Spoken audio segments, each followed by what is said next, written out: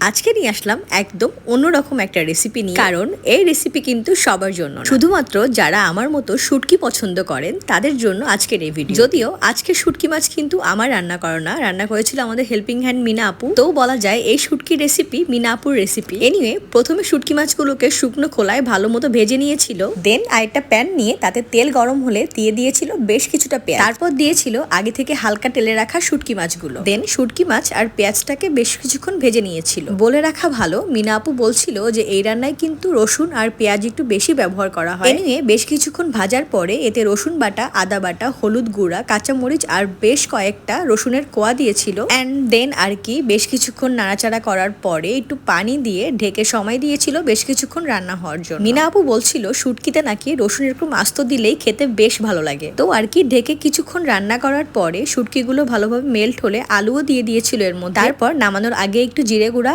আর গরম মশলা গুঁড়া ছড়িয়ে নামিয়ে নিলেই কিন্তু রেডি। ট্রাস্ট মি, আমার মতো যারা শুটকি পাগলা আছেন তাদের গরম ভাতের সাথে এরকম শুটকি মাছ হলে আর কিছুই লাগবে না। ইভেন আমি কিন্তু বিরিয়ানি ফেলে এই শুটকি দিয়ে ভাত খেতে রাজি আছি। যদিও আমার শ্বশুর বাড়ির অনেকেই শুটকি মাছ পছন্দ করে না, বিশেষ করে আমার জামাই কিন্তু শুটকি মাছ একদমই খেতে চায় না। তাও কিন্তু সেদিন সে বেশ কিছুটা শুটকি মাছ খেয়েছিল। তাই মিনা আপুর রেসিপিতে একবার ট্রাই করতেই পারেন। থ্যাংক